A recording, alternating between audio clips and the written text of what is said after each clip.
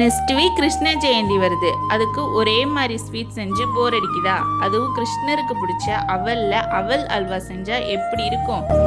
ஆமாங்க, இன்னைக்கு நம்ம பார்க்க போறது அவல் அல்வா எப்படி செய்யறதுன்னு பார்க்கலாம். அதுக்கு ஒரு கடாயில் 1 டேபிள் ஸ்பூன் நெய் எடுத்துக்கோங்க. நெய் உருகினதுக்கு அப்புறம் அது கூட 1 கப் அவல் சேர்த்து 1 நிமிஷம் மட்டும் வறுத்து எடுத்துக்கோங்க. வறுபட்ட அவலை ஒரு மிக்சி ஜாருக்கு மாத்திட்டு இதை 1 பல்ஸ் கொடுத்து கொரகொரன்னு அரைச்சு எடுத்துக்கோங்க. இப்போ அதே கடாயில 1.5 கப் தண்ணி சேர்த்துக்கலாம். தண்ணி கொதி வந்ததும் அது கூட இடிச்சு வச்சிருந்த அவலை சேர்த்து கைவிடாம கிண்டி எடுத்துக்கோங்க. அவல் நல்லா வெந்து திரண்டு வந்துருச்சு. இப்போ இதுக்கு தேவையான அளவு சர்க்கரை ஆட் பண்ணிக்கலாம்.